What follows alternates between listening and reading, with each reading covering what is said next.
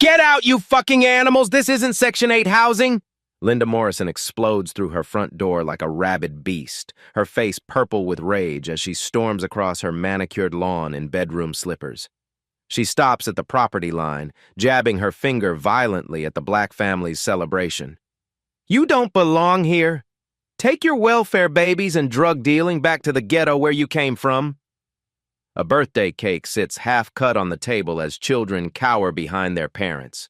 The black father drops his grilling spatula, his jaw clenched tight as neighbors emerge from houses to witness Linda's racist tirade. I'm calling the police to report a criminal gathering, she screams into her phone, spittle flying from her lips. These gang members are selling drugs at a children's party. The man's hands slowly ball into fists before he forces them open, his voice deadly calm. Ma'am, you need to step back. Linda's maniacal laughter echoes as sirens wail in the distance. We'll see who steps back when the cops get here, boy. Without a word, the father disappears into his garage, and Linda has no idea what's waiting inside. The morning sun casts long shadows across Willow Creek's pristine streets, where every lawn maintains the same emerald perfection and every driveway gleams with fresh sealant. At 246 Maple Drive, Chief Robert Bobby Williams kneels beside his 8-year-old daughter, Zoe, carefully untangling a string of birthday balloons that will soon transform their backyard into a wonderland. Bobby's weathered hands work with surprising gentleness for someone his size. 6'2", with the broad shoulders of a man who spent 22 years maintaining order in an increasingly chaotic world. But here, in civilian clothes on a Saturday morning, he's simply a father preparing for the most important day in his little girl's year. Daddy, can we put the purple ones by the swing set? Zoe's gap-toothed smile radiates pure joy as she clutches a cluster of balloons to her chest. Her birthday dress, a frilly pink creation that Bobby's wife Maria found on sale 3 weeks ago, already bears the evidence of an 8-year-old's enthusiasm, a small grass stain on the hem and frosting from the cupcakes she tested earlier. Wherever you want them, princess. Bobby's voice carries the warm authority of someone accustomed to being obeyed, but here it's softened by paternal love. He secures the balloon weights with practiced efficiency, muscle memory from years of incident scene management translating seamlessly to party preparation. Across the street, morning joggers wave politely as they pass, a ritual of suburban pleasantry that Bobby has slowly grown accustomed to since moving to Willow Creek 6 months ago. The transition from their cramped apartment near downtown to this sprawling suburb represented everything he and Maria had worked toward. Good schools, safe streets, and neighbors who smiled instead of looking away. Mrs. Carter from next door emerges from her house carrying a perfectly wrapped gift, her elderly frame moving with careful deliberation. Bobby immediately rises to help her navigate the slight incline between their properties, taking her arm with the same protective instinct that makes him an exceptional police chief. You're too kind, Mr. Williams, she says in accented English, patting his hand with genuine warmth. Zoe is lucky to have such a caring father. We're the lucky ones to have neighbors like you, Mrs. Carter. Bobby's response carries no trace of the code switching that many black professionals master. His voice remains authentically his own, whether addressing his daughter or his community. The front door of 247 Maple Drive opens with deliberate force, and Linda Morrison emerges like a stage performer making an entrance. Her blonde hair sits in rigid perfection despite the early hour, and her pastel cardigan coordinates flawlessly with her pressed khakis and spotless white sneakers. Everything about her appearance screams careful construction, from her precisely applied makeup to the way she carries herself. Chin slightly raised, shoulders back, claiming space with aggressive politeness. Good morning, neighbors. Her voice projects across the street with artificial cheer, but her eyes scan Bobby's property with the calculating precision of an appraiser. My, you're certainly starting early with the festivities. The pause before festivities hangs in the air like a question mark, loaded with implications that Bobby recognizes but chooses not to acknowledge. He's encountered this tone countless times in his career. The carefully modulated voice of someone who believes their concerns deserve immediate attention and their perspective represents universal truth. Just getting ready for Zoe's birthday party this afternoon. Bobby responds evenly, continuing to secure decorations without breaking rhythm. His response carries no defensiveness, no explanation beyond the simple facts. Years of police work have taught him the power of controlled responses. Linda's smile tightens imperceptibly. I do hope you'll be mindful of the noise ordinances. We have several elderly residents on this street who value their weekend tranquility. She pauses, her gaze fixing on the portable speaker Bobby has positioned near the patio table. And of course, there are property values to consider. Mrs. Carter's grip on Bobby's arm tightens slightly, a gesture so subtle that only someone trained in reading body language would notice. But Bobby feels it, recognizes the tension that creeps into marginalized communities when authority figures speak in coded language about standards and values. Of course, Bobby replies, his tone remaining professionally neutral. We'll keep things reasonable. Just a few friends and some birthday cake. Wonderful. Linda's smile never wavers, but something predatory flickers behind her eyes.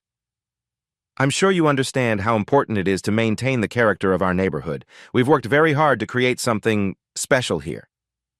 Zoe tugs on Bobby's shirt, oblivious to the adult undercurrents swirling around her.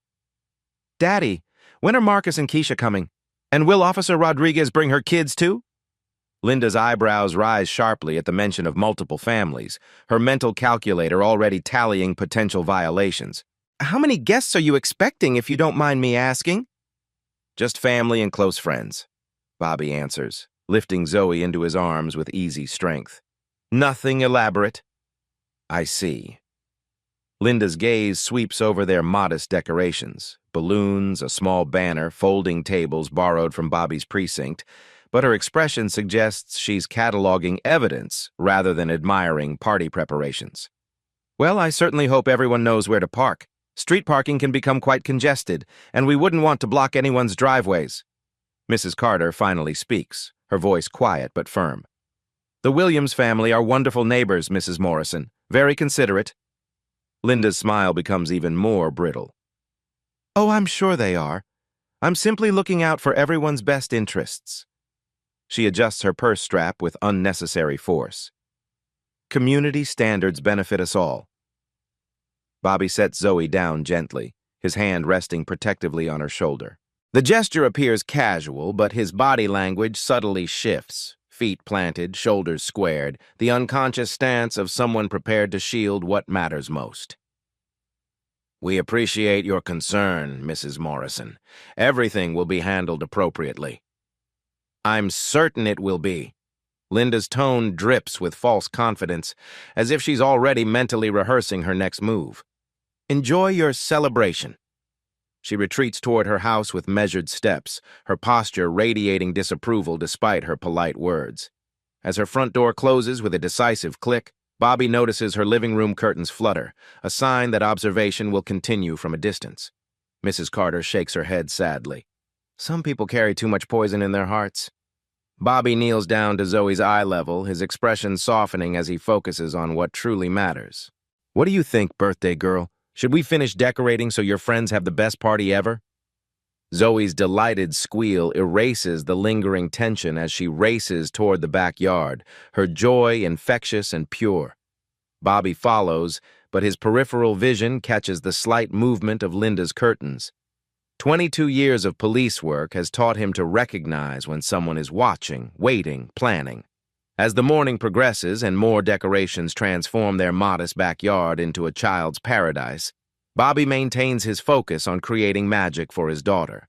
But somewhere in the back of his mind, professional instincts whisper warnings about neighbors who ask too many questions and smile with too much calculation.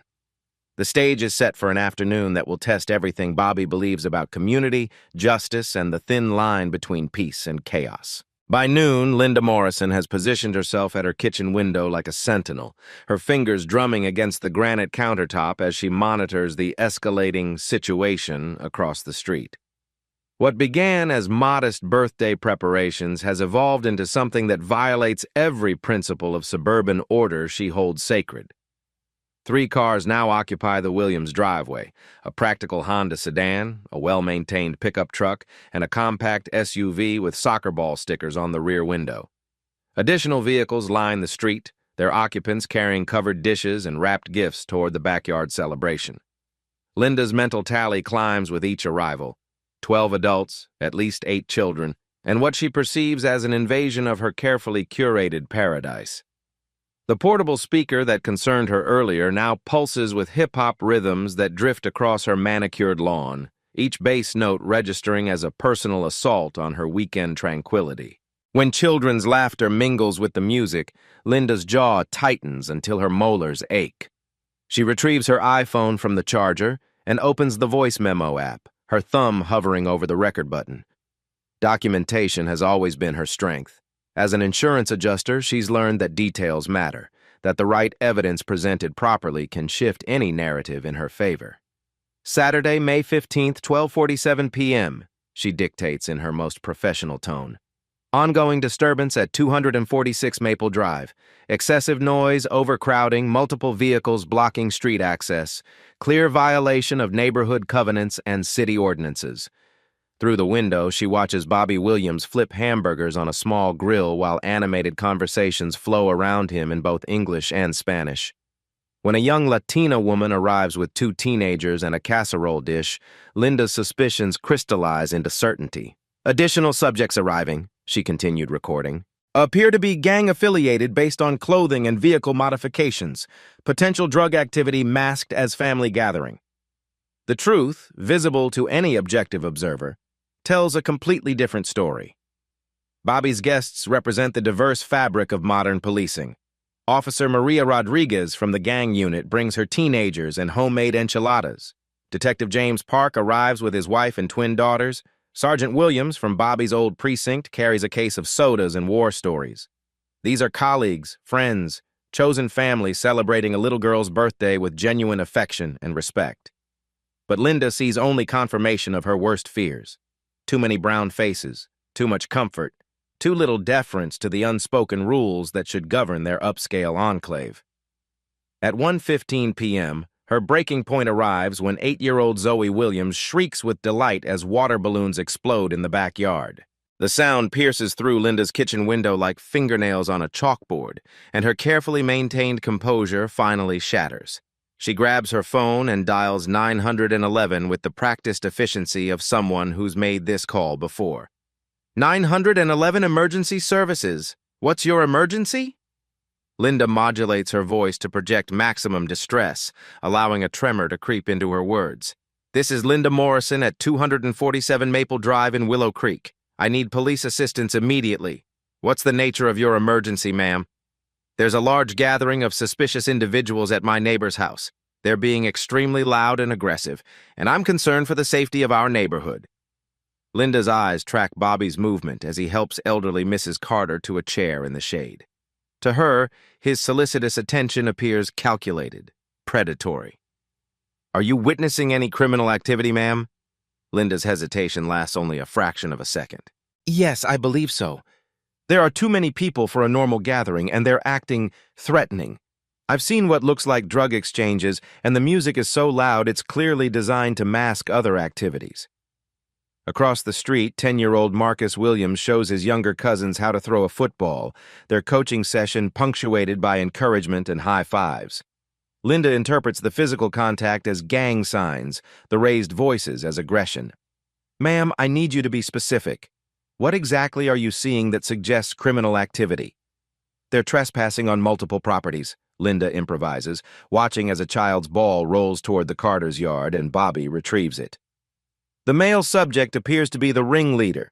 He's directing others and making threatening gestures. The 911 operator's keyboard clicks steadily as she logs the complaint. And you feel you're in immediate danger? Absolutely, Linda's voice rises with manufactured panic. These people have no respect for our community standards. They're probably selling drugs to children and using the party as cover.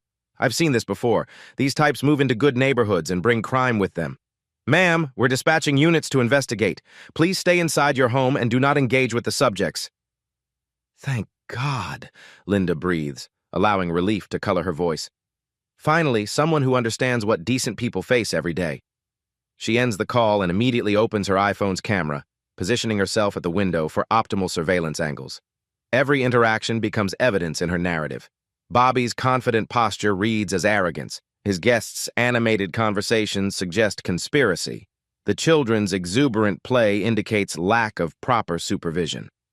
When Bobby lifts Zoe onto his shoulders so she can hang streamers from a tree branch, Linda captures the moment with vindictive satisfaction.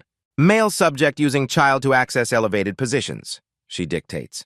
Possible surveillance or drug concealment activity. At 1:32 p.m., the first patrol car appears at the end of Maple Drive, followed quickly by two others. Linda's pulse quickens with anticipation as the vehicles approach, their presence validating every complaint, every concern, every carefully constructed narrative she's built around her neighbor's simple celebration. She positions herself at her front door, prepared to emerge as the concerned citizen whose vigilance protects community values from the chaos that threatens to consume them. Her hand rests on the doorknob, wedding ring catching the afternoon light, as she prepares to watch justice restore order to her perfect neighborhood. Across the street, Bobby Williams notices the approaching sirens with the alertness of someone whose profession demands constant awareness. But he has no way of knowing that his daughter's birthday party has just become the centerpiece of someone else's twisted narrative about race, belonging, and the price of existing while black in spaces designed to exclude him. The collision between Linda's manufactured crisis and Bobby's innocent celebration is now inevitable. The first siren cuts through the afternoon air like a blade through silk, its distant wail barely audible beneath the children's laughter and the gentle thrum of birthday celebration music. But Bobby Williams hears it immediately. His 22 years in law enforcement have trained his ears to detect trouble long before it announces itself. He freezes mid-flip of a hamburger patty, his head tilting slightly as he tracks the sound's direction and proximity.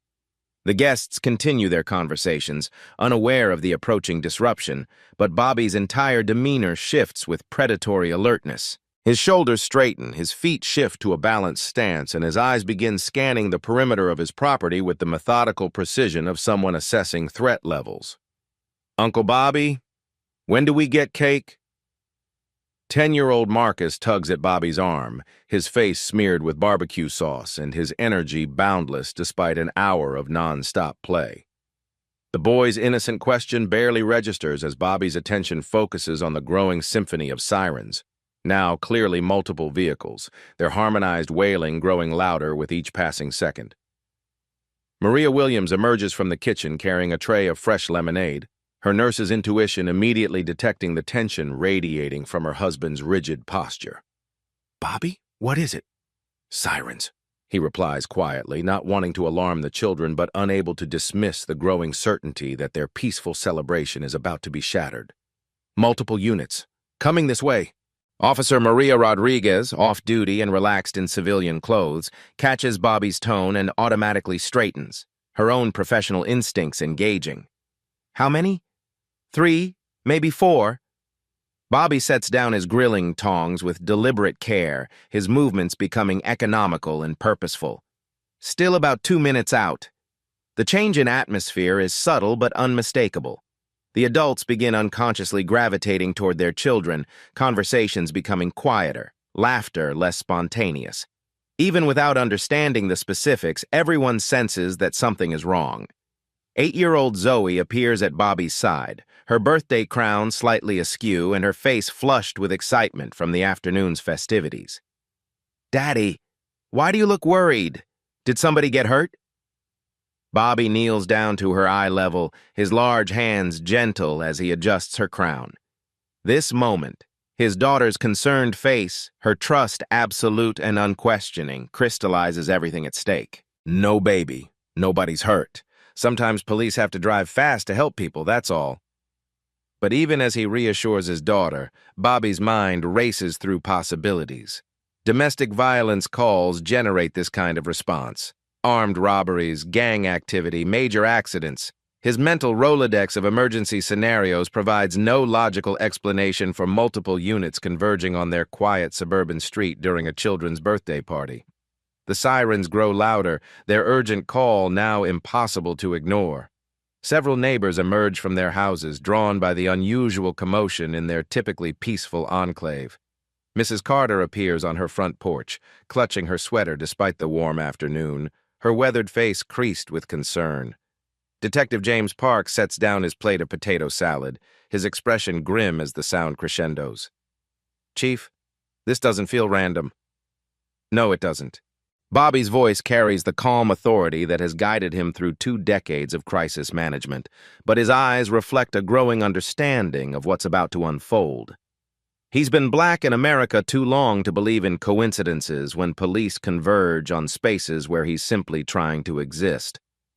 12-year-old Destiny Rodriguez stops mid-conversation with Zoe, her young face already showing signs of the wariness that black and brown children develop too early. "Mom, are we in trouble?" Before Maria Rodriguez can answer, the first patrol car appears at the end of Maple Drive, its red and blue lights painting the pristine suburban landscape in urgent colors. A second vehicle follows immediately, then a third, their synchronized arrival suggesting coordination rather than coincidence. Bobby straightens to his full height, his hands visible and his posture non-threatening despite the authority that radiates from his bearing. 22 years of wearing the badge has taught him exactly how these encounters unfold, but 22 years of being black has taught him that the badge means nothing when you're on the wrong side of someone else's narrative. "Everyone stay calm," he says quietly, his voice carrying to every guest without apparent effort. "Keep the children close, hands visible, no sudden movements." The transformation is immediate and heartbreaking. Laughter dies mid-sentence. Music that moments before provided joyful background suddenly seems inappropriately loud.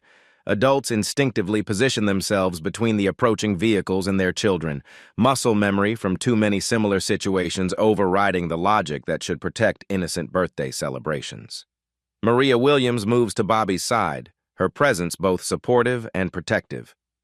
"Should I turn off the music?" "Not yet. Let them see exactly what this is. A child's birthday party with family and friends." Bobby's strategic thinking kicks into overdrive. Documentation, witnesses, evidence of normalcy, all crucial if this situation escalates beyond reasonable police procedure. The lead patrol car slows as it approaches their house, followed by 2 others in carefully orchestrated formation. Through the windshield, Bobby can see the officers scanning the scene, their body language alert but not yet aggressive. Professional assessment rather than tactical response, at least initially. Zoe tugs on Bobby's shirt, her 8-year-old voice cutting through the tension with devastating innocence. "Daddy, why are the police cars pretty colors? Are they here for my birthday too?" The question stops Bobby's breath for a moment. His daughter lives in a world where police represent safety and protection, where flashing lights might herald celebration rather than persecution. Her innocence, still intact despite the harsh realities that shape too many young lives, represents everything he's fought to preserve and everything that's about to be tested. "Maybe, baby girl, maybe they just want to make sure everyone's safe at your party." But even as he comforts his daughter, Bobby's eyes track the approaching vehicles and the neighbors beginning to emerge from their houses. Across the street, Linda Morrison's front door opens slowly, her figure appearing like a theater curtain rising on the drama she's orchestrated. The first officer exits his vehicle, hand resting casually on his duty belt, his expression professionally neutral as he surveys the scene. Children with balloons and birthday hats, adults with plates of food, decorations fluttering in the afternoon breeze, nothing that remotely suggests the emergency that brought 3 patrol cars to this quiet suburban street. Bobby steps forward slightly, his movement deliberate and measured, positioning himself as the primary contact while keeping his family safely behind him. Years of leadership have prepared him for moments when clarity and calm can determine whether situations escalate or de-escalate. But this time, the stakes are personal in ways that no training manual can address. The gap between the approaching officers and Bobby's backyard celebration narrows with each step, carrying with it the weight of systemic biases, manufactured emergencies, and the collision between one man's peaceful existence and another person's racial paranoia. Whatever happens next will test not just Bobby's professionalism, but the very foundations of justice he's spent his career defending. 3 patrol cars arrange themselves in a tactical formation that transforms Maple Drive from suburban sanctuary into interrogation theater. Officers emerge with practiced synchronization, hands positioned near weapons, eyes scanning for threats that exist only in Linda Morrison's carefully constructed narrative. Officer Jake Martinez, a 5-year veteran with biceps that strain his uniform sleeves, takes point as he approaches Bobby's front yard. His partner, Officer Sarah Carter, no relation to the elderly neighbor, flanks left while a third officer maintains position near the vehicles. Their body language suggests routine investigation rather than immediate threat assessment, but the implicit show of force sends its intended message to every guest at the birthday party. Linda Morrison explodes from her house like a prosecutor presenting opening arguments to a jury, her pastel cardigan somehow armor-plated with righteous indignation. She strides across her lawn with theatrical urgency, pointing at Bobby with the accusatory precision of someone who's rehearsed this moment in her mind countless times. "Officers! Thank God you're here!" Her voice projects across the street with operatic volume, ensuring that every neighbor, every child, every guest becomes an audience for her performance. "That man has been terrorizing our neighborhood all afternoon." Bobby maintains his position near the grill, his hands visible and his posture deliberately non-threatening despite every instinct screaming at him to protect his family from the unfolding nightmare. Years of police training war with decades of being black as he calculates responses, exit strategies, and the devastating reality that his daughter's birthday party has become someone else's racist fantasy. Officer Martinez approaches the property line, his expression professionally neutral as he addresses Bobby.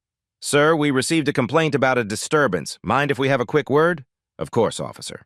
Bobby's voice carries the measured calm of someone accustomed to authority, but his eyes never leave the approaching officers as Maria gathers the children closer to the house. "What kind of disturbance?" Linda's voice cuts across the lawn like breaking glass. "Noise violations, public intoxication, possible drug activity disguised as a children's party." Each accusation escalates in volume and venom, her finger jabbing at Bobby like a weapon. "He's been aggressive and threatening toward multiple neighbors." Officer Carter surveys the scene with growing confusion. Balloons tied to fence posts, a modest grill with hamburgers, children in birthday hats clutching juice boxes. Her radio crackles with background chatter about domestic disputes and traffic accidents, real emergencies that demand police attention rather than this suburban theater. "Ma'am," Officer Martinez addresses Bobby while keeping Linda in his peripheral vision, "can you tell me what kind of gathering this is?"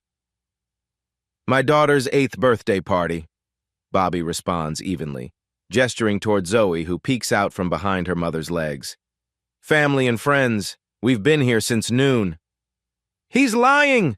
Linda's voice reaches a fever pitch that causes several children to flinch. "I've been monitoring suspicious activity all day, multiple subjects arriving in unmarked vehicles, loud music designed to mask illegal transactions, children being used as cover for criminal enterprise." Mrs. Carter emerges from her house despite her advanced age, her voice quavering but determined. "Officers, the Williams family are wonderful neighbors. There's been no disturbance except this woman's shouting. She's been compromised."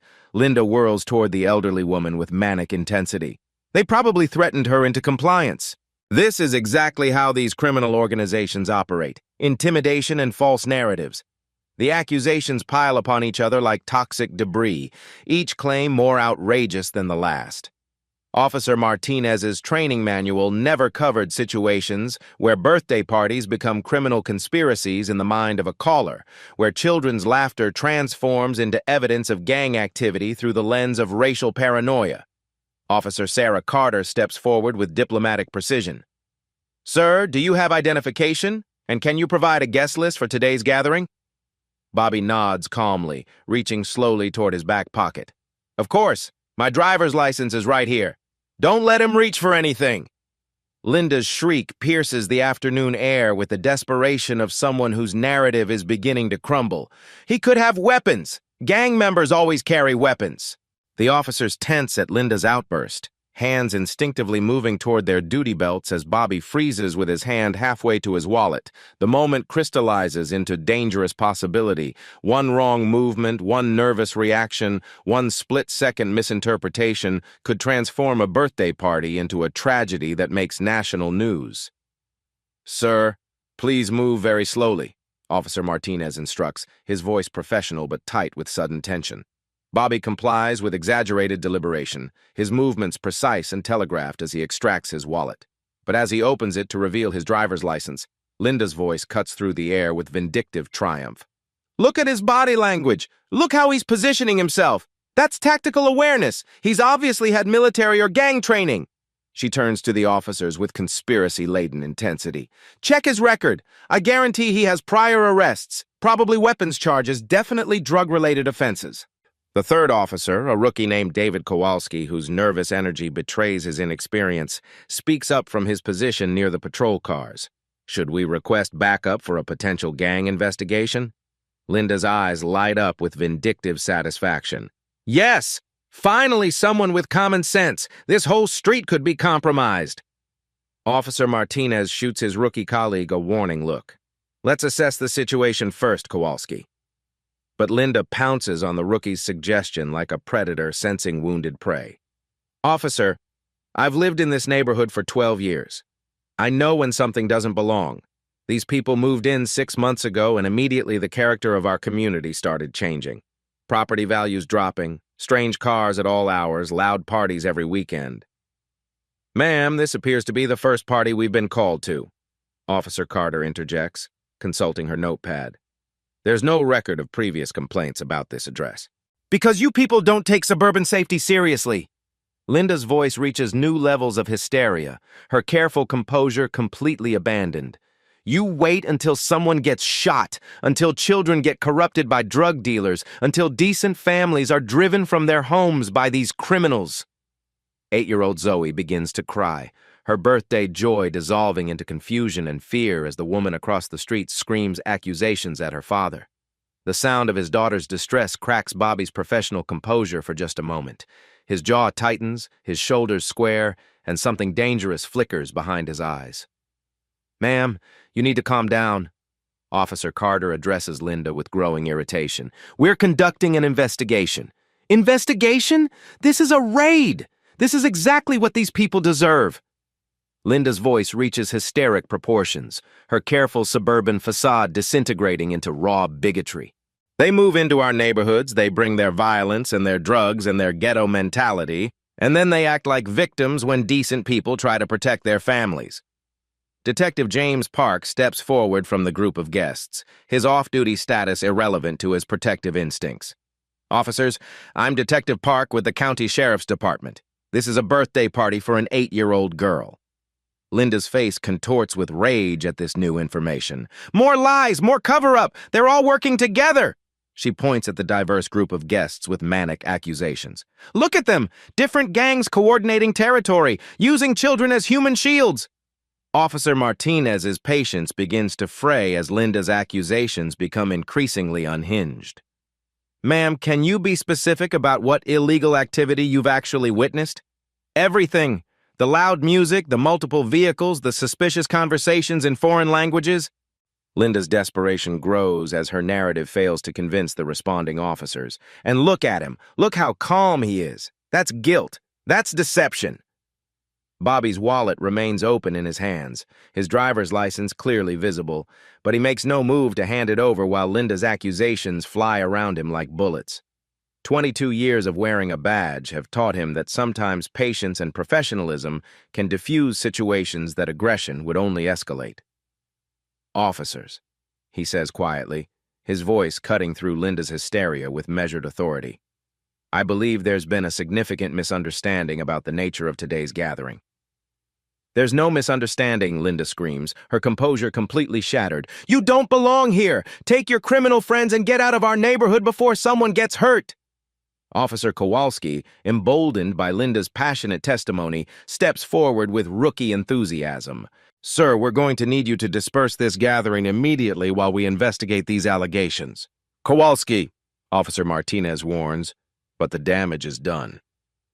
Bobby's expression shifts imperceptibly, the change so subtle that only someone trained in reading body language would notice, but unmistakable to those who recognize the moment when patience transforms into something harder, more dangerous. The raw racism of Linda's outburst hangs in the air like a physical presence, shocking even the officers who've responded to her call. Children stop crying to stare at the woman whose hatred has just exploded across their innocent celebration, while adults instinctively move to shield young eyes from the ugliness of adult prejudice. Maria Williams appears at Bobby's shoulder, her presence both supportive and protective, while Zoe clings to her mother's leg with the desperate grip of a child whose world has suddenly become incomprehensible and threatening. Bobby looks at his terrified daughter, then at his guests. Good people who came to celebrate childhood joy only to witness the systematic harassment that too many families endure simply for existing in spaces where their presence challenges someone's vision of racial purity. The weight of the moment settles on his shoulders like a familiar burden, the exhaustion of being perpetually guilty until proven innocent, of having every gesture scrutinized for signs of threat, of watching his child learn too early that her father's skin color makes him suspect in the eyes of neighbors who smile politely while harboring poisonous assumptions. "I think," he says with deadly calm, "it's time for some clarification." Without another word, Bobby turns toward his garage, Linda's continued screaming fading into background noise as he walks with purpose toward a revelation that will redefine every assumption, every accusation, and every prejudice that brought 3 patrol cars to his daughter's birthday party. The garage door rises with mechanical precision, its steady hum cutting through Linda Morrison's hysterical accusations like a blade through static. Every eye, officer and civilian alike, fixes on the widening gap that reveals the interior of Bobby Williams's garage with documentary clarity. What emerges stops time. Bobby steps into the afternoon sunlight wearing the full dress uniform of the Willow Creek Police Department, complete with the gold-braided insignia that marks him as chief of police. The badge catches the Texas sun like a mirror, its polished surface reflecting 22 years of service, countless commendations, and the absolute authority that transforms every assumption Linda Morrison has built her racist narrative upon. The effect is instantaneous and devastating. Linda's mouth opens and closes like a fish drowning in air, her pointing finger freezing mid-accusation as her brain struggles to process the impossible sight before her. The woman who moments ago screamed about gang members and criminals now faces the horrifying realization that she has just spent 30 minutes calling the police to report the police chief celebrating his daughter's birthday. Officer Martinez snaps to attention with military precision, his hand moving to his cap in an automatic salute. "Chief Williams!" His voice carries across the yard with the respect and recognition that instantly redefines every power dynamic in play. Officer Carter follows suit immediately, her posture straightening as years of police hierarchy override her confusion about the situation. Even Rookie Kowalski, who moments ago threatened to disperse the gathering, now stands at attention with wide-eyed recognition of his superior officer. "Good afternoon, officers," Bobby says with the calm authority of someone accustomed to command, his voice carrying no trace of anger despite the indignities he's just endured. "I believe we need to discuss the nature of this emergency call. The transformation is complete and absolute. The suspected gang leader becomes the chief law enforcement officer for their entire jurisdiction.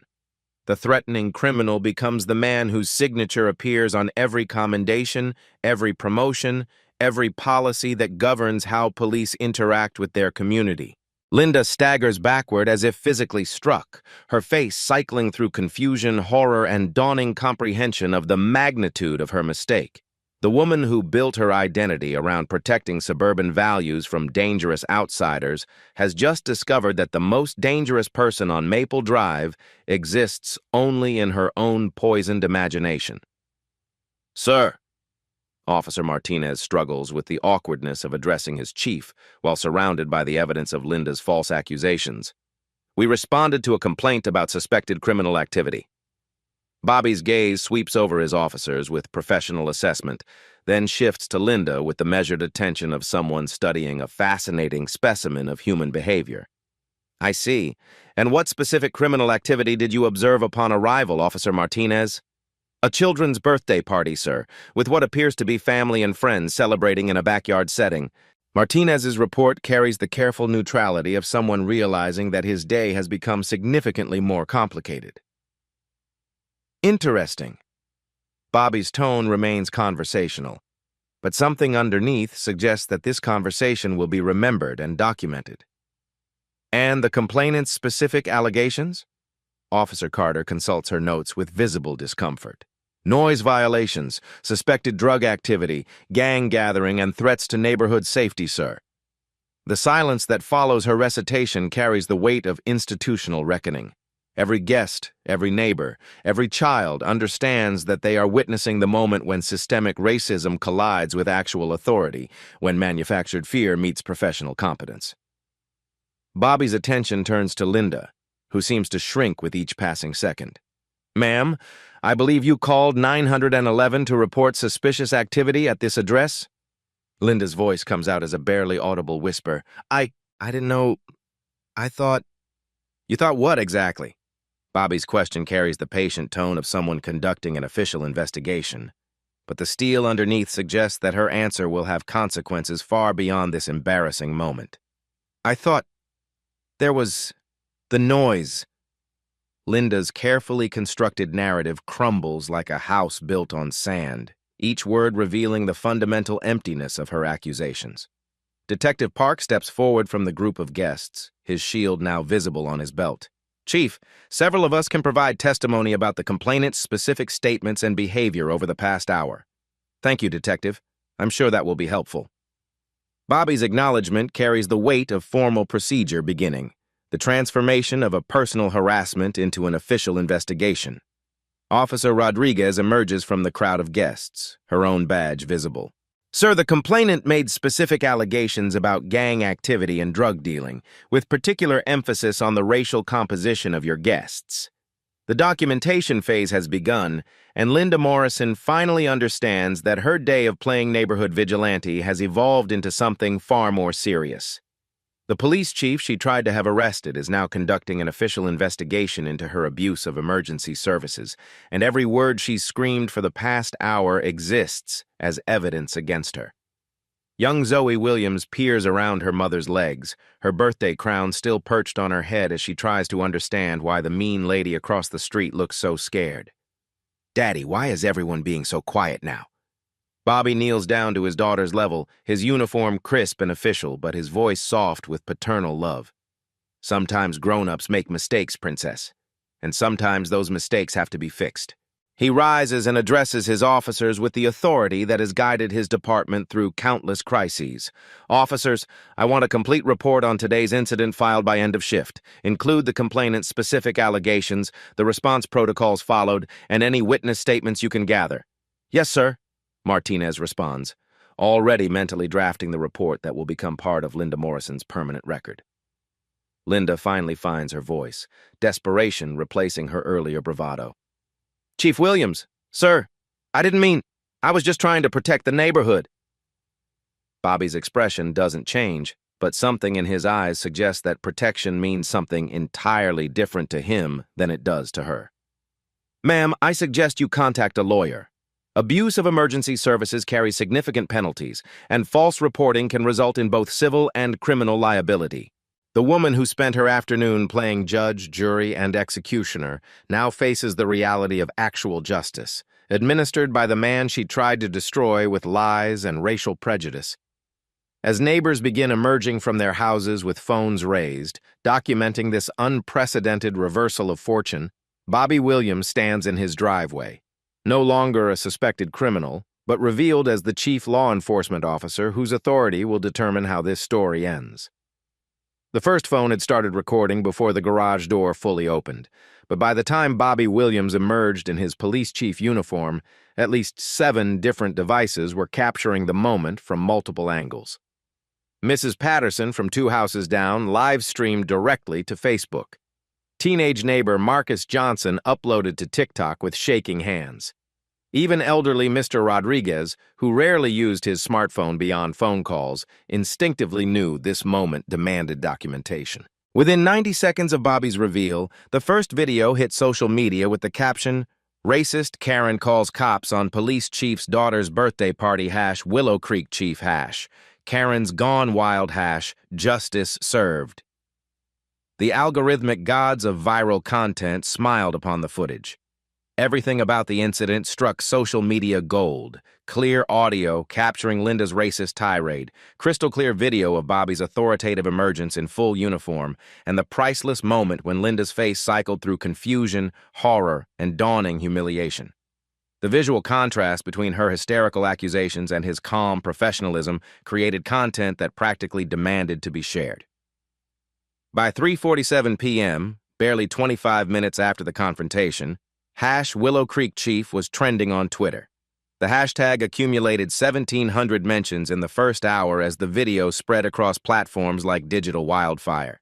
Instagram stories, Facebook posts, TikTok reactions, and Reddit threads multiplied exponentially, each repost adding layers of commentary, analysis, and social justice vindication.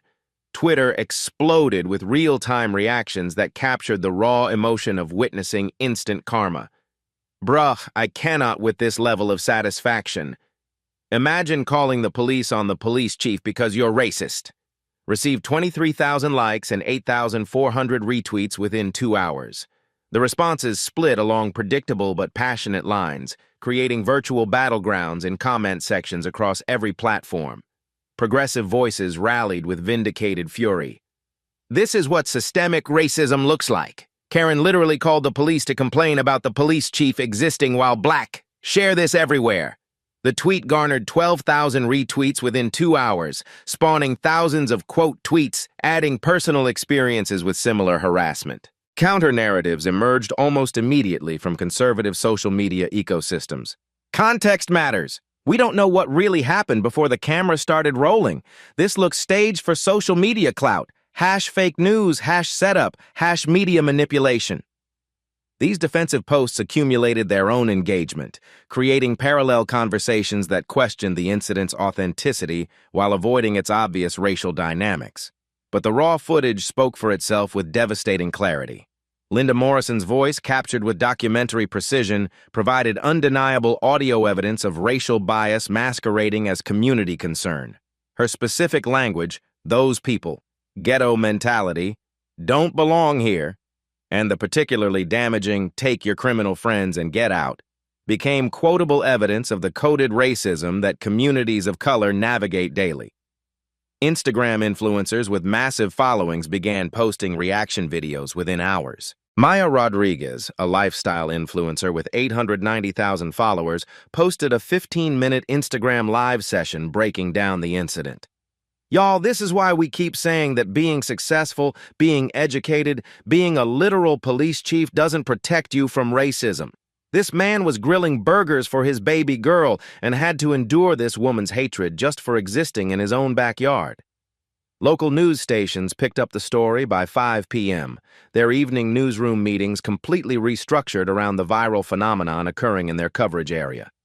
KXN Austin led their 6 p.m. broadcast with Willow Creek Police Chief targeted by racist 911 call at daughter's birthday party. The reporter stood outside Bobby's house, where birthday decorations still fluttered in the evening breeze, their innocent celebration now transformed into symbols of resistance against systemic harassment. This afternoon, what should have been a joyful family celebration became a textbook example of how racial profiling impacts even those in positions of authority, the reporter intoned with practiced gravity. Chief Robert Williams, a 22-year veteran of law enforcement, found himself subjected to the very bias he's sworn to protect others from. The story resonated far beyond Texas geography and time zones. CNN picked it up for their 8 p.m. primetime segment on racial bias in suburbia, featuring the incident as part of a broader discussion about weaponized 911 calls. MSNBC used it as a launching point for panel discussions about coded language and modern racism. Fox News covered it with careful neutrality, focusing on the misunderstanding and community tensions rather than Linda's explicitly racist statements. Social media reaction videos proliferated throughout the evening like digital wildfire. A TikTok creator with 2.3 million followers spent 8 minutes methodically breaking down Linda's body language and verbal patterns. Watch how she retreats when she realizes her mistake, but notice She never actually apologizes. She doesn't say, "I'm sorry," even once. That's white fragility in real time, y'all. The immediate victim complex instead of accountability. YouTube commentary channels seize the content with entrepreneurial enthusiasm. Racist Karen gets owned by police chief, instant karma compilation #47, accumulated 89,000 views in 6 hours, with reaction videos spawning their own ecosystem of content creation. Gaming streamers paused their broadcasts to watch the footage. Podcast hosts recorded emergency episodes analyzing the incident's broader implications. But the viral explosion cut both ways, creating digital collateral damage alongside social justice vindication. Linda Morrison's supporters rallied with defensive fury that matched the progressive outrage in intensity, if not in numbers. This woman was trying to protect her neighborhood. Since when is calling police about suspicious activity considered racist? This is PC culture gone completely mad. Their comments flooded social media platforms with alternative narratives, claims of reverse racism, and demands for Linda's vindication against what they characterized as liberal media persecution. A Facebook group called Support Linda Morrison, Neighborhood Hero, gained 3,200 members overnight, their posts painting her as a victim of liberal media manipulation, a concerned citizen persecuted for exercising her constitutional rights, and a symbol of suburban values under attack by political correctness run amok. Group administrators shared Linda's insurance office information, encouraging supporters to patronize her business as a form of solidarity against cancel culture. The doxing began inevitably, despite platform community guidelines prohibiting such information sharing. Linda's home address, personal phone number, work schedule, and insurance office location spread across platforms faster than moderators could remove them. Her employer's Facebook page filled with hundreds of angry reviews demanding her immediate termination, while others flooded it with 5-star reviews defending her right to protect her community. Linda's children, both adults with their own social media presence, found themselves targeted by strangers convinced that racism was hereditary. Her daughter's Instagram comments are filled with accusations and demands that she denounce her mother publicly. Her son's LinkedIn profile received messages from colleagues questioning his family's values and their potential impact on his professional credibility. Bobby Williams, meanwhile, maintained professional silence while chaos swirled around his family like a digital tornado. His department's phone lines were jammed with calls from national reporters, civil rights activists, conservative commentators, and ordinary citizens demanding statements, investigations, policy changes, and his perspective on the incident. The mayor's office called 6 times requesting immediate emergency meetings to discuss crisis management and potential political fallout. The city attorney wanted to discuss litigation strategies, both defensive and offensive. Civil rights organizations were already researching Linda Morrison's complaint history and examining potential patterns of harassment disguised as concerned citizenship. Conservative legal foundations reached out offering to defend Linda against what they characterized as politically motivated persecution. Maria Williams watched their quiet suburban life transform into a national talking point while simultaneously trying to shield 8-year-old Zoe from the intensity of public attention and explain why strangers on the internet were discussing their family. "Mommy, why are people so angry about my birthday party? Did I do something wrong?" became a question that no parenting manual adequately prepared her to answer with age-appropriate honesty. By Sunday morning, the story had achieved international reach that transcended American racial politics. British tabloids ran headlines like, "American police chief faces shocking racist attack at daughter's birthday celebration." German news outlets used the incident to illustrate broader American racial tensions for European audiences. Social media discussions in Spanish, French, Mandarin, and Arabic debated the incident's implications for understanding systemic racism in democratic societies. The video spawned countless memes that reduced complex social justice issues to shareable content. Linda's shocked expression when Bobby emerged in uniform became a reaction GIF captioned, "When you realize you messed with the wrong one." Bobby's calm emergence in full dress uniform transformed into motivational posters about quiet confidence overcoming loud ignorance, wisdom defeating weaponized stupidity. But beneath the viral entertainment and meme culture lay serious institutional consequences that would outlast social media attention spans. The Willow Creek Police Department faced unprecedented scrutiny about their response protocols, bias training, and community relations strategies. How many other residents had filed similar racially motivated complaints? Were there documented patterns of harassment disguised as concerned citizenship that the department had failed to address systematically? Internal Affairs announced a comprehensive review of all 911 calls originating from the Willow Creek subdivision over the previous 24 months. Civil rights organizations demanded immediate access to Linda Morrison's complete complaint history and any internal communications about previous incidents. Legal experts across news networks debated whether her demonstrably false reporting rose to the level of criminal charges versus civil liability, and what precedent her case might set for similar incidents nationwide. Monday morning arrived at the Willow Creek Police Department like a reckoning disguised as routine. Chief Bobby Williams entered his office at 6:47 a.m., 2 hours earlier than usual, to find 17 urgent messages from the mayor, 43 interview requests from media outlets, and a stack of incident reports that would redefine his understanding of systematic harassment. The viral storm had subsided enough for actual police work to begin, but the questions it raised demanded answers that extended far beyond one racist neighbor's Saturday afternoon meltdown. Bobby's decades of law enforcement experience told him that Linda Morrison's behavior represented a pattern, not an isolated incident, and patterns required investigation. Detective Sarah Carter arrived at 7:15 a.m. carrying 3 banker's boxes and a look of grim determination, no relation to elderly Mrs. Carter from Bobby's neighborhood. Detective Carter had spent her Sunday voluntarily combing through departmental records, driven by the professional instinct that Saturday's incident was merely the visible tip of a much larger iceberg. "Chief, we need to talk," she said, setting the boxes on his conference table with the careful precision of someone handling evidence. "I pulled every 911 call originating from the Willow Creek subdivision over the past 18 months. What I found is disturbing." Bobby poured himself coffee from the pot he'd started brewing 20 minutes earlier, his movements deliberate as he prepared for revelations he suspected would challenge his faith in the system he'd devoted his career to serving. How disturbing? Detective Carter opened the first box, revealing meticulously organized files color-coded by incident type and caller identity. Red folders marked emergency responses, yellow indicated noise complaints, blue represented suspicious activity reports, and green documented follow-up investigations. The overwhelming majority wore red tabs. Linda Morrison has made 47,911 calls since January of last year. 47 calls, Chief. That's an average of 2.6 calls per month from one address in a neighborhood that previously generated maybe 6 police calls annually for the entire subdivision. She spread the files across the conference table like a prosecutor presenting evidence to a grand jury.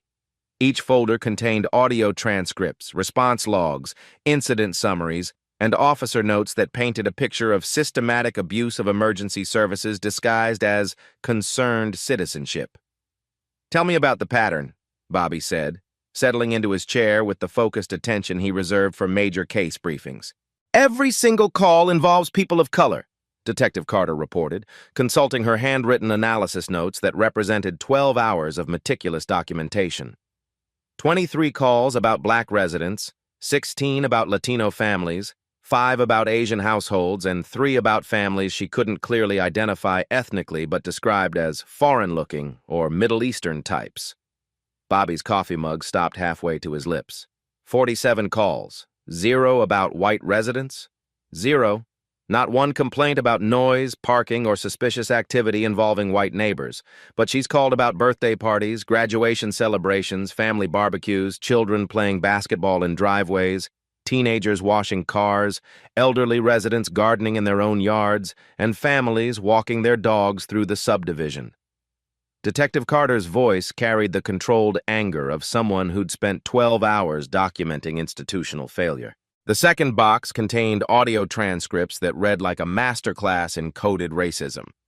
Linda Morrison's language evolved over 18 months from subtle implications to explicit bias, each call building on the previous one's success in generating police responses to ordinary activities of daily life for families of color.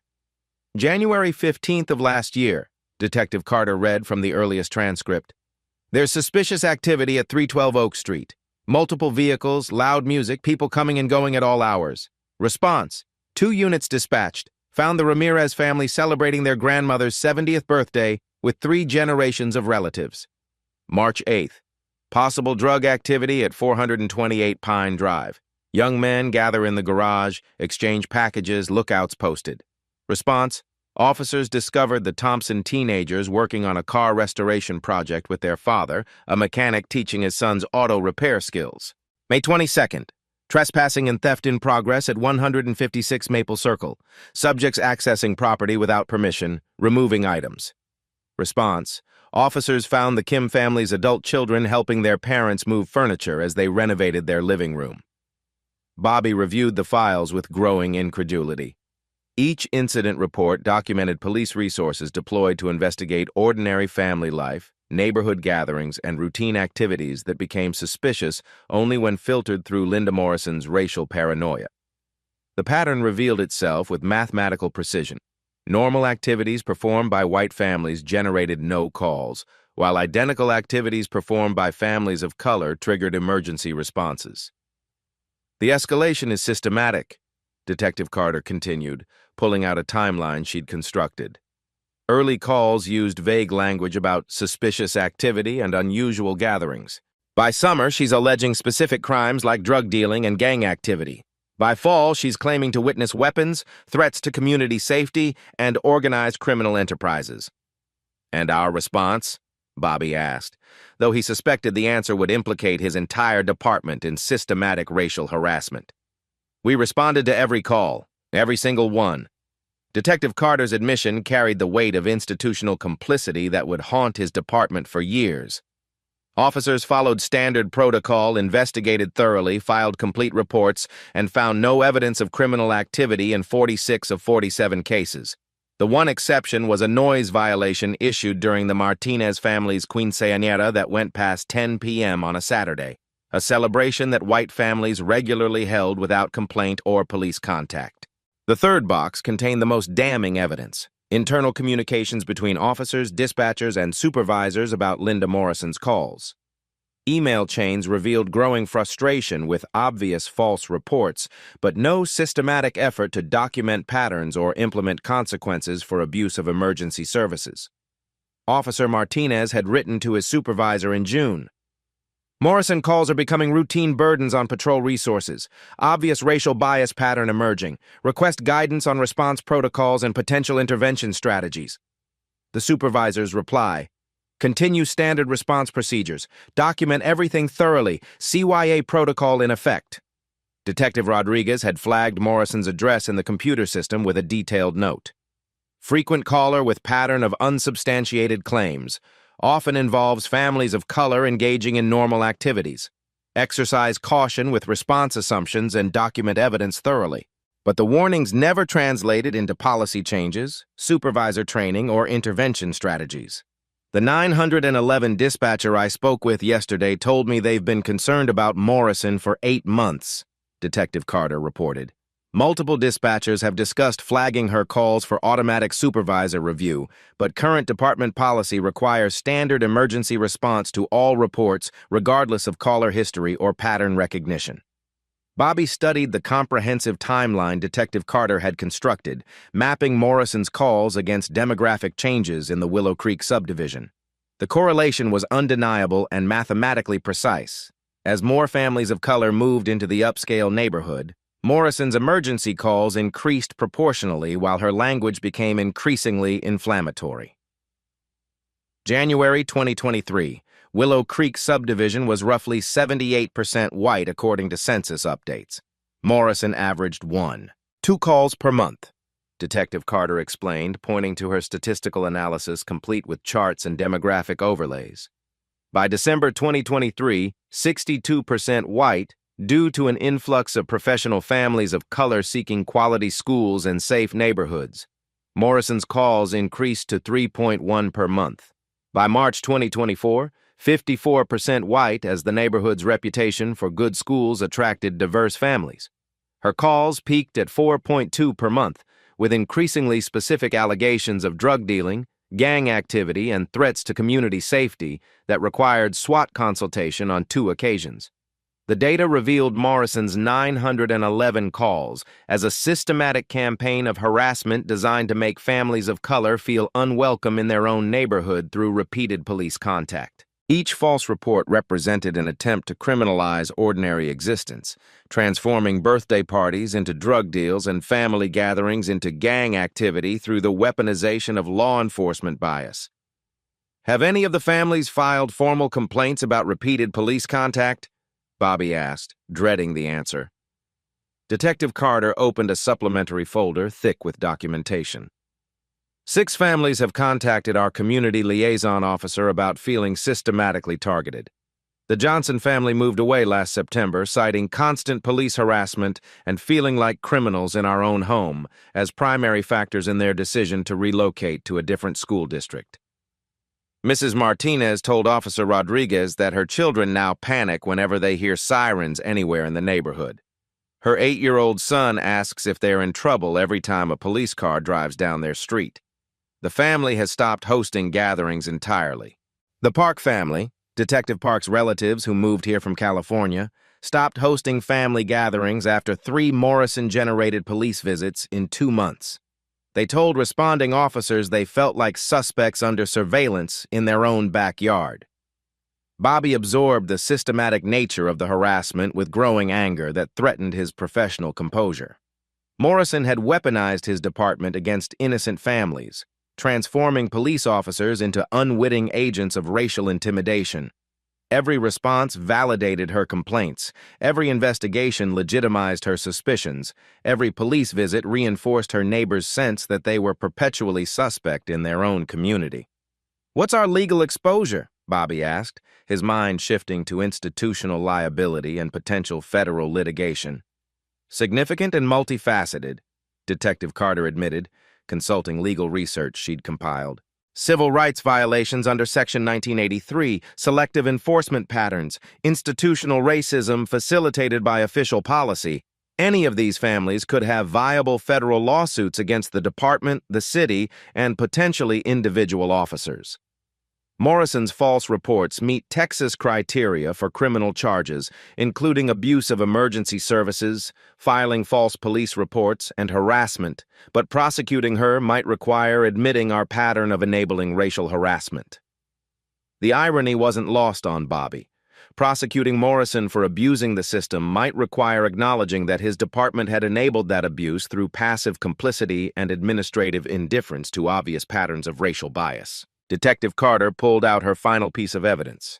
Screenshots from a private neighborhood social media group where Morrison had posted extensively about maintaining community standards and protecting property values from certain demographics that don't understand suburban culture. The posts revealed explicit racial language that contextualized her 911 calls as part of a broader campaign to exclude families of color from Willow Creek. "She's been organizing other residents for months," Detective Carter explained, "building support for increased police presence, stricter noise ordinances specifically targeting urban music, and HOA policies that disproportionately impact multicultural families. She's created an echo chamber of residents who view diversity as a threat to property values." Saturday's incident wasn't spontaneous. It was the culmination of an 18-month campaign of systematic harassment that we inadvertently facilitated through bureaucratic blindness to racial patterns. Bobby stood and walked to his office window, looking out at the city he'd sworn to protect and serve. The weight of institutional failure pressed down on him like a physical burden that threatened to crush everything he'd believed about law enforcement integrity. His department had become an instrument of harassment against the very communities they were meant to protect, and his own family had finally become targets of the system he led. "Recommendations?" he asked without turning around, his voice carrying the exhaustion of someone contemplating career-ending revelations. Complete policy review of response protocols for frequent callers with bias pattern recognition. Mandatory bias training for all officers, dispatchers, and supervisors. Community liaison meetings with affected families to rebuild trust. And criminal charges against Morrison for false reporting, harassment, and systematic abuse of emergency services. Detective Carter paused, then added the most difficult recommendation. And a federal civil rights investigation of our department's practices. We need external review to rebuild community trust and ensure this never happens again. Bobby turned back to face the evidence sprawled across his conference table, documentation of systematic racism operating under the guise of law enforcement, enabled by bureaucratic indifference and institutional blind spots that allowed bias to flourish unchecked. Saturday's viral incident had exposed a pattern of harassment that demanded more than administrative response. It required fundamental reckoning with how police power could be weaponized against innocent families. Draw up a complete report, Bobby instructed. I want every incident documented, every pattern identified, every institutional failure acknowledged. We're briefing the mayor this afternoon, and I'm calling the FBI Civil Rights Division myself. The call from Mrs. Carter came at 9:47 a.m. on Tuesday, her elderly voice trembling with determination as she spoke to Detective Sarah Carter. No relation, but connected now by shared purpose and mounting evidence. I have something the chief needs to see, something I've been saving for the right moment. By 10:30 a.m., Bobby Williams sat in Mrs. Carter's immaculate living room, surrounded by evidence that would transform his investigation from departmental review into federal case study. The 83-year-old retired librarian had spent 18 months documenting Linda Morrison's harassment campaign, with the methodical precision of someone who understood that truth required documentation. I started recording after the third time police came to my neighbors' houses for birthday parties, Mrs. Carter explained, her weathered hands steady as she operated a tablet with surprising technological fluency. My late husband always said that silence enables evil, so I decided to stop being silent. The tablet revealed a treasure trove of evidence that no official investigation could have uncovered. Ring doorbell footage from Mrs. Carter's front door captured Linda Morrison's behavior with devastating clarity. Hours of surveillance disguised as gardening, photographing license plates of guests at multicultural gatherings, and timing her 911 calls to coincide with peak family activity periods. May 15th, the Rodriguez graduation party, Mrs. Carter narrated as video played on her tablet screen. Watch Linda position herself at her mailbox at exactly 3:47 p.m. when the mariachi band was setting up. She makes the call at 3:52 p.m., claiming the music is too loud, but the band hasn't even started playing yet. Bobby watched Linda Morrison stage her complaints with calculated precision, timing her calls to maximize police response during family celebrations. The footage revealed premeditation that elevated her harassment from impulsive racism to systematic persecution. July 4th, the Park family barbecue, Mrs. Carter continued.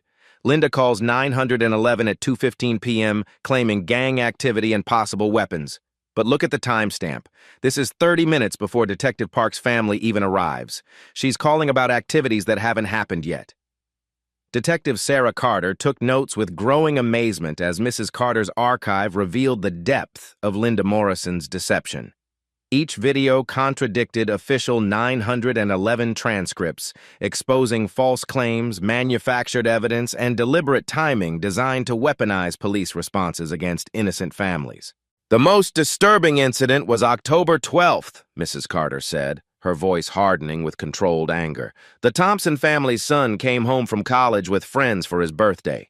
Linda called 911 claiming she witnessed drug dealing, but my camera shows her making the call from inside her house while looking at printed photographs of the young men arriving. Printed photographs? Bobby asked, though he suspected the answer would reveal stalking behavior. She's been photographing every person of color who visits the neighborhood, Mrs. Carter confirmed with disgust. Printing the photos, organizing them in what appears to be surveillance files, my camera caught her consulting these photos before making specific identification claims to 911 operators. The evidence painted Linda Morrison not as a concerned neighbor making impulsive complaints, but as someone conducting systematic surveillance and building case files against families of color. Her 911 calls weren't reactive. They were planned operations designed to generate maximum police harassment. Mrs. Carter opened a folder containing printed screenshots from neighborhood social media groups, revealing Morrison's efforts to recruit other residents into her harassment campaign. She convinced the Hendersons at 251 Oak to start calling about the Martinez family's work trucks, Mrs. Carter explained, and she got Mrs. Patterson to report the Lee family's teenage son for loitering when he waits for the school bus in his own driveway. Detective Carter recognized the addresses from complaint logs she'd reviewed. "Chief, this explains the secondary pattern we found. Other residents making Morrison-style complaints about the same families. She's been coordinating a harassment network." At 11:15 a.m., Mrs. Carter revealed her most damaging evidence: audio recordings captured by her security system of Linda Morrison coaching other neighbors on effective complaint language. "Listen to this conversation from September," she said, playing audio of Morrison instructing Mrs. Patterson. "You can't just say they're loud," Morrison's voice explained with tutorial precision. "You have to mention specific violations, noise ordinances, parking restrictions, potential drug activity. The key is using words that force police response." "But what if there's no actual drug activity?" Mrs. Patterson asked nervously. "There doesn't need to be," Morrison replied with chilling confidence. "By the time police investigate and find nothing, the message is sent. These people will know they're being watched." Bobby felt his stomach turn as he listened to Morrison describe police officers as tools in her harassment campaign, deliberately misusing emergency services to intimidate families through repeated contact with law enforcement. By noon, word had spread through the department that Mrs. Carter possessed evidence that would redefine their understanding of the Morrison case. Officer Martinez arrived with his own documentation: personal notes from Morrison-generated calls that revealed her escalating demands for aggressive police response. "She started questioning why we weren't making arrests after every call," Martinez reported. "After the fifth or sixth call, where we found no criminal activity, she began demanding to speak with supervisors about our failure to protect the community from obvious threats." When I responded to the Park family barbecue in July, Morrison approached me afterward claiming I was obviously compromised because I didn't make any arrests. She said Detective Park's family probably threatened me into compliance with their criminal organization. Officer Rodriguez arrived with additional testimony that revealed Morrison's attempts to manipulate police procedures. She started timing her calls to coincide with shift changes, hoping different officers wouldn't recognize the pattern. She also began making complaints about our inadequate response to previous calls, trying to escalate investigations into SWAT situations. The pattern extended beyond false reporting into sophisticated manipulation of law enforcement protocols, demonstrating Morrison's understanding of how to weaponize police procedures against targeted families. At 1:15 p.m., Detective Park arrived with documentation his family had maintained throughout their harassment ordeal. His relatives had created detailed records of police contacts, noting dates, officers' names, and Morrison's behavior during each incident. "My uncle started documenting after the third police visit," Detective Park explained, spreading photographs across Mrs. Carter's coffee table. As a retired federal employee, he understood the importance of creating an evidence trail. They have photographs of Morrison watching their house from her yard, timing their activities, and celebrating when police cars arrived. "Celebrating?" Bobby asked, though the answer would confirm his worst suspicions. "My aunt photographed Morrison clapping and smiling from her window while officers questioned my teenage cousins about suspicious gathering that was actually a study group for AP Physics. She was clearly enjoying the harassment she'd orchestrated." The documentation revealed Morrison's emotional satisfaction with successful police harassment, transforming law enforcement from protective service into personal entertainment and weapons against neighbors whose existence challenged her racial comfort zone. At 2:30 p.m., the investigation expanded when the Johnson family, who had moved away after repeated police contact, drove from their new home in Austin to provide comprehensive testimony about their harassment experience. "We kept every incident report, every business card, every photograph of police cars in our driveway," Mrs. Johnson explained, setting a thick folder on Mrs. Carter's dining table. Our children developed anxiety disorders from constant police questioning at family gatherings. Our 8-year-old still asks if we're going to jail every time he sees a police car. Linda Morrison made our lives a nightmare for 6 months, Mr. Johnson added, his voice carrying barely controlled anger. Police visits during our son's birthday party, during my wife's book club meeting, during my mother's funeral reception. Every significant moment in our family life was interrupted by investigating officers responding to her deliberate lies. Their documentation included dozens of photographs showing police cars in their driveway, complete incident report numbers, and a detailed timeline that correlated Morrison's calls with major family events, graduations, birthdays, religious holidays, and even a funeral gathering. The final straw was when she called 911 during my mother's funeral reception, claiming we were conducting illegal gambling because family members were playing cards to distract children from grief. Mrs. Johnson continued. Officers arrived while we were still in mourning clothes, questioning elderly relatives about suspected criminal activity while we were processing the loss of our family matriarch. At 3:45 p.m., Detective Carter's computer investigation revealed Morrison's employment history with Integrity Insurance and a pattern of professional discrimination that contextualized her residential harassment campaign. Chief Morrison was investigated by the Texas Department of Insurance last year for filing suspicious claims patterns, Detective Carter reported.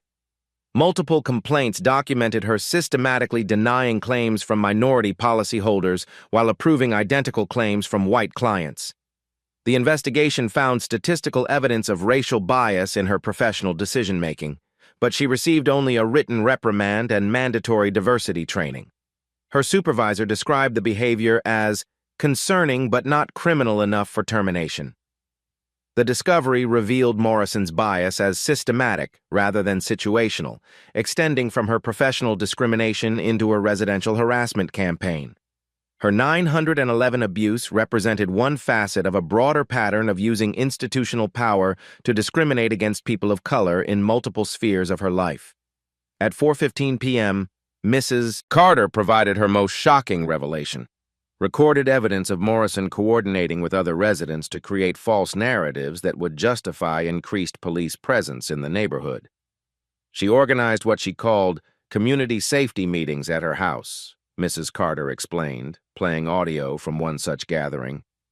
Listen to how she coaches neighbors to manufacture crime statistics that would support their complaints. Morrison's voice on the recording demonstrated a sophisticated understanding of how to manipulate official statistics. If we all report the same incidents from different angles, it creates a pattern that police have to take seriously. One noise complaint gets ignored, but 5 noise complaints about the same family forces investigation. By 5 p.m., Bobby's investigation had accumulated overwhelming evidence of systematic harassment that transcended individual racism into organized conspiracy to violate civil rights through abuse of government services. Video evidence, audio recordings, witness testimonies, and professional discrimination history combined to create a federal case that implicated not just Morrison but potentially other residents and institutional systems that enabled her campaign. Mrs. Carter, who had quietly observed the afternoon's evidence compilation, finally spoke with the moral authority of someone who had witnessed decades of social progress and regression. Chief Williams, the evidence speaks clearly about Linda Morrison's guilt. But what matters now is whether your department will use this truth to create lasting change or simply prosecute one racist neighbor while ignoring the systems that enabled her to weaponize your officers against innocent families. Her question hung in the air like a moral challenge, demanding more than criminal justice, requiring institutional transformation that would prevent future Morrison-style harassment while rebuilding trust with communities that had experienced police power as oppression rather than protection. The Willow Creek Community Center had never hosted a press conference that attracted national media attention, but by 2 p.m. on Wednesday, satellite trucks lined the parking lot like an invasion force documenting democracy in action. Chief Bobby Williams stood behind the podium, his dress uniform bearing the weight of 22 years in law enforcement and the moral authority of someone who had become an unwitting symbol of justice confronting systematic racism. The packed auditorium buzzed with anticipation as reporters, community members, civil rights activists, and curious residents filled every available seat. Camera crews positioned themselves for optimal angles while photographers captured images that would define how this story entered the permanent record of American racial reckoning. CNN, MSNBC, Fox News, and local stations had deployed their most experienced correspondents, recognizing that this small suburban drama contained elements of a much larger national conversation about bias, authority, and institutional accountability. Bobby surveyed the crowd with the calm assessment of someone who understood that his next words would determine whether his community moved toward healing or deeper division. Maria Williams sat in the front row with 8-year-old Zoe, whose presence served as a reminder that this fight was ultimately about creating a world where children could celebrate birthdays without harassment. Behind them sat Detective Park's family, the Johnson family who had driven from Austin, the Martinez family, and other residents whose lives had been disrupted by Linda Morrison's systematic campaign of racial harassment. "Ladies and gentlemen, thank you for coming," Bobby began, his voice carrying across the auditorium with quiet authority that immediately silenced the crowd. "I stand before you today not just as police chief of Willow Creek, but as a father whose daughter's 8th birthday party became a symbol of systematic harassment that has plagued our community for 18 months. The room fell silent with the expectation that comes when truth is about to confront comfortable lies that have enabled injustice to flourish unchecked. Over the past 3 days, our investigation has uncovered evidence of systematic abuse of emergency services designed to harass families of color in the Willow Creek subdivision. What began as isolated incidents has revealed itself as an organized campaign of racial intimidation conducted through deliberate manipulation of law enforcement protocols." Bobby gestured to Detective Sarah Carter, who activated a large screen displaying statistical analysis that transformed individual incidents into undeniable patterns of discrimination. Charts, graphs, and timelines revealed the mathematical precision of Linda Morrison's targeting strategy with devastating clarity. Linda Morrison made 47,911 calls over 18 months. 47 calls targeting exclusively families of color for engaging in ordinary activities that white families conduct without police contact. Birthday parties became suspected drug operations. Graduation celebrations became gang gatherings. Children playing basketball became criminal conspiracies. The audience stirred as the scope of Morrison's harassment campaign became clear through data that revealed systematic rather than random targeting. Reporters scribbled notes while residents who had wondered about frequent police presence in their neighborhood finally understood the manufactured nature of the emergency responses. "But this investigation has forced us to confront an uncomfortable truth," Bobby continued, his voice hardening with institutional accountability that would make headlines across the nation. "Linda Morrison could not have conducted this harassment campaign without the inadvertent cooperation of the Willow Creek Police Department. Every false report we investigated validated her complaints. Every response we made to her manufactured emergencies enabled further harassment of innocent families." Municipal officials in the audience shifted uncomfortably as Bobby acknowledged institutional complicity that exposed the city to federal litigation and civil rights violations. Mayor Patricia Hendricks looked visibly pale as she realized the legal and political implications of systematic police harassment enabled through administrative blindness to obvious patterns. "We responded to every call because our protocols demanded response regardless of caller history. We investigated every allegation because our training emphasized thoroughness over pattern recognition. We documented every incident without recognizing that documentation itself had become a weapon of harassment." The statistical presentation continued, revealing the mathematical precision of Morrison's discrimination. 0 calls about white families despite significantly higher rates of actual noise violations and parking infractions, confirmed through independent analysis of city code enforcement records that documented objective violations by demographic distribution.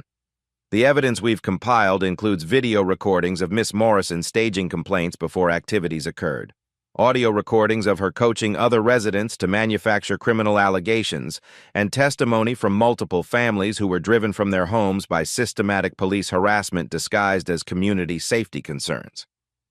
Bobby paused, allowing the weight of systematic persecution to settle on the audience before delivering his most damning revelation about the premeditated nature of Morrison's campaign. Miss Morrison maintained surveillance files on every person of color who visited our neighborhood. She photographed license plates, documented family gatherings, timed her 911 calls to disrupt significant life events, birthday parties, graduations, religious celebrations, and even funeral receptions. This was not impulsive bias. This was calculated psychological warfare. Gasps echoed through the auditorium as the premeditated nature of Morrison's harassment became clear.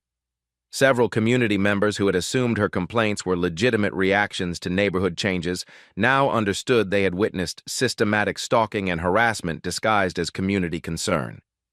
The Johnson family moved away after 6 months of harassment that included police visits during their son's birthday party, their grandmother's funeral reception, and their daughter's high school graduation celebration. The Park family stopped hosting gatherings entirely after repeated investigations of their study groups and family barbecues. Multiple families report that their children now experience anxiety disorders triggered by police sirens. Detective Carter advanced the presentation to display Mrs. Carter's video evidence, showing Morrison celebrating successful police harassment from her window while officers questioned children about imaginary crimes. The footage sparked audible reactions of disgust from audience members who witnessed Morrison's satisfaction with the suffering she'd orchestrated. "This is not about one woman's prejudice," Bobby declared, his voice rising with moral conviction that would be quoted in news reports for weeks. "This is about how institutional systems can be weaponized to perpetuate discrimination when we fail to recognize obvious patterns of abuse. This is about how good people's silence enables evil to flourish in spaces designed for community safety." The audience included several affected families who had returned to provide testimony about their harassment experiences. Bobby gestured for them to join him at the podium, creating a visual representation of community solidarity that transformed individual persecution into collective resistance against systematic discrimination. "Mrs. Johnson, would you please tell our community about your family's experience with systematic harassment?" Mrs. Johnson approached the microphone with the dignity of someone who had endured persecution and emerged with determination to prevent others from suffering similar treatment. Her voice trembled initially but gained strength as she described 18 months of psychological warfare disguised as community policing. "For 6 months, Linda Morrison made our family feel like criminals in our own home. Every celebration, every gathering, every moment of joy was interrupted by police officers responding to her lies about our activities. Our children learned to associate family happiness with police investigation. Our 8-year-old son developed anxiety so severe that he hides under his bed when he hears sirens anywhere in the neighborhood. Our teenage daughter stopped inviting friends over because she was embarrassed by constant police questioning about normal teenage activities. We moved away not because we couldn't afford our mortgage, but because we couldn't afford the psychological damage to our children's sense of safety and belonging." Mr. Martinez stepped forward to describe how Morrison's campaign had affected his family's cultural celebrations and sense of belonging in their own community. "She called the police during our daughter's quinceañera, claiming we were conducting illegal gambling because relatives were playing cards to entertain children during the ceremony. Officers arrived during our family celebration, questioning elderly grandparents about suspected criminal activity while we were celebrating our daughter's 15th birthday. When my wife tried to explain that quinceañeras are traditional celebrations honoring young women's transition to adulthood, Miss Morrison shouted from across the street that we were lying to cover up gang initiation rituals. Our daughter's special day, a celebration she had planned for 2 years, became a nightmare of interrogation and humiliation that she still has trouble discussing. Detective Park provided a law enforcement perspective on how Morrison's systematic false reporting had compromised police credibility within the community and damaged relationships between officers and residents they were sworn to protect. As both a resident and an officer, I witnessed how Miss Morrison's harassment campaign damaged relationships between police and community members. Families who should view officers as protectors began seeing us as tools of harassment. My own relatives stopped calling police about actual security concerns because they feared being treated as suspects rather than victims. When institutional authority becomes a weapon of discrimination, everyone's safety suffers. Community policing depends on trust, and systematic harassment destroys that trust in ways that take years to rebuild. Bobby returned to the podium as community testimony concluded, his expression reflecting the gravity of institutional reckoning that demanded more than individual accountability. It required systematic reform that would prevent future abuse of police authority. The evidence we've compiled has been forwarded to the Federal Bureau of Investigation Civil Rights Division and the United States Attorney's Office for review of potential hate crime charges and civil rights violations. Ms. Morrison's abuse of emergency services meets federal criteria for conspiracy to violate civil rights through government agency manipulation. But criminal prosecution alone cannot repair the damage done to community trust or prevent similar harassment campaigns in the future. Therefore, effective immediately, the Willow Creek Police Department is implementing comprehensive policy reforms designed to recognize and prevent bias-motivated false reporting. The policy announcements that followed represented fundamental changes to law enforcement protocols that would serve as a model for departments nationwide: mandatory pattern recognition training for all officers and dispatchers, automatic supervisor review for repeat callers with bias indicators, community bias reporting mechanisms with direct access to federal oversight, and partnership with civil rights organizations to monitor discriminatory practices in real time. We are also establishing a community oversight board with authority to review police responses to bias complaints and recommend policy changes that protect all residents equally, Bobby continued. The families who suffered harassment under our watch will have direct input into reforms designed to prevent future abuse of law enforcement authority. The most significant announcement came last, representing unprecedented accountability for a suburban police department. The Willow Creek Police Department is requesting voluntary federal oversight of our practices and procedures to ensure that institutional changes create lasting protection against discriminatory harassment. We cannot rebuild community trust without external accountability and transparent reform processes. As Bobby's presentation concluded, reporters began shouting questions, but he raised his hand for silence before delivering his final message directly to the cameras that would carry his words far beyond Willow Creek. My daughter asked me why the mean lady across the street hated her for her skin color. I explained that some people carry poison in their hearts, but that doesn't make the poison acceptable or inevitable. Communities have choices about whether they tolerate discrimination or demand justice. We can choose silence that enables evil or courage that transforms communities. He looked directly at the cameras.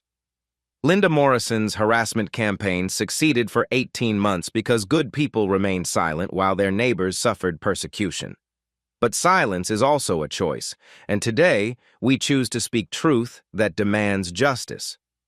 We cannot undo the damage caused by systematic harassment, but we can ensure that it never happens again. We can choose to build a community where every family feels safe celebrating life's precious moments without fear that their joy will be criminalized by neighbors who cannot accept their existence.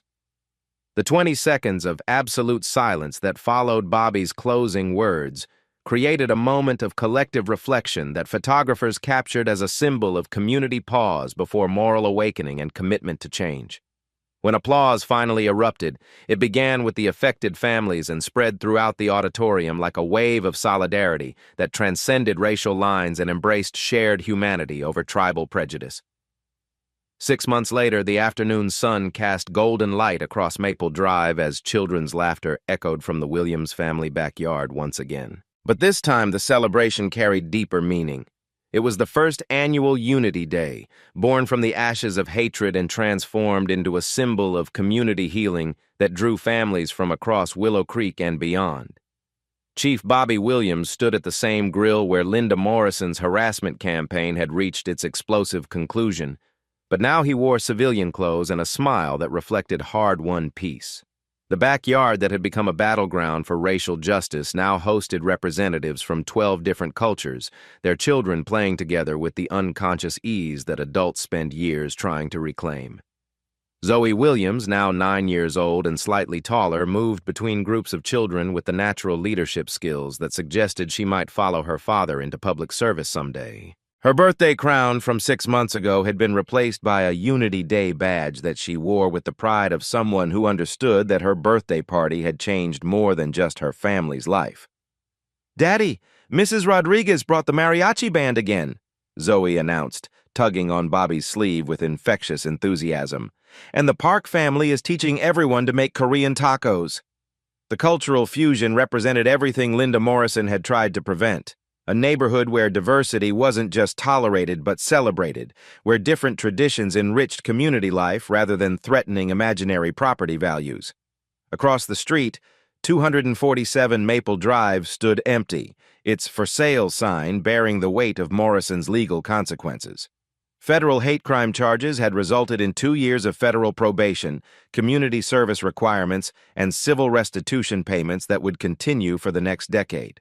Her insurance career had ended permanently after Texas Department of Insurance revoked her license for discriminatory practices that extended beyond residential harassment into professional misconduct.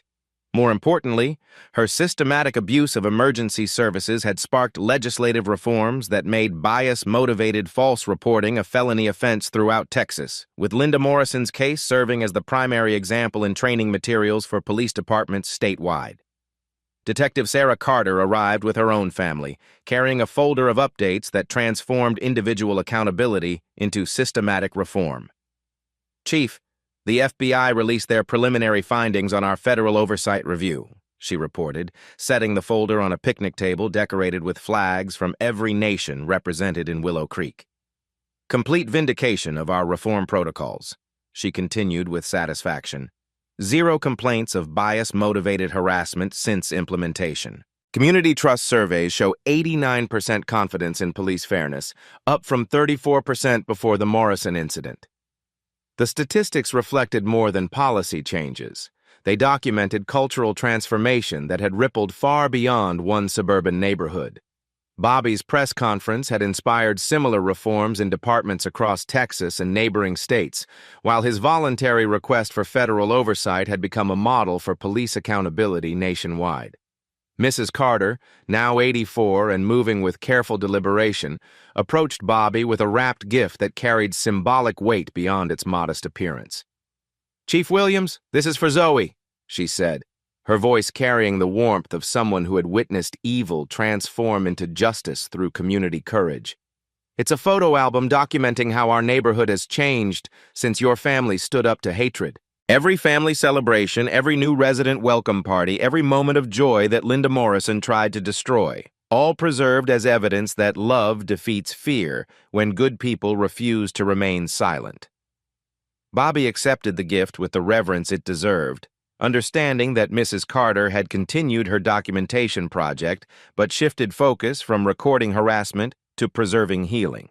Her photographs would serve as testament to community resilience that overcame systematic persecution through collective action and institutional reform. The Johnson family had returned from Austin for Unity Day, their presence representing healing that transcended geographical relocation. Their 8-year-old son, who had developed anxiety disorders from Morrison's harassment, now played freely with other children without showing signs of police-related trauma that had once defined his daily experience.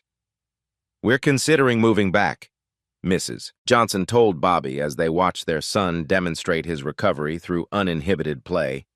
"The community changes you've implemented make us feel safe in ways we never expected after what we endured." Their potential return represented the ultimate vindication of Bobby's reform efforts. Families driven away by systematic harassment now felt confident enough to rebuild lives in the same community where they had suffered persecution. Detective Park supervised a group of teenagers setting up tables for the evening's cultural food festival, their easy cooperation representing the integration that Morrison had tried to prevent through manufactured police harassment. His own family had moved back to Willow Creek after briefly relocating to avoid continued targeting, their return symbolizing community commitment to ensuring that justice produced lasting change. "The kids don't remember why police used to come to our barbecues," Detective Park observed, watching teenagers from different ethnic backgrounds collaborate on party preparations with natural camaraderie. To them, officers are neighbors who help with community events rather than investigators responding to false emergencies. the generational healing represented Bobby's greatest achievement, creating conditions where children could form friendships without the baggage of their parents' struggles against systematic racism. As afternoon shifted toward evening, Bobby gathered the assembled families for the Unity Day tradition that had emerged from tragedy. A moment of silence honoring the courage required to confront hatred, followed by shared commitment to protecting community values that celebrated rather than criminalized difference. 6 months ago, my daughter's birthday party became a symbol of how fear can weaponize institutions against innocent families. Bobby addressed the gathered crowd, his voice carrying the authority that had transformed personal persecution into community catalyst for change.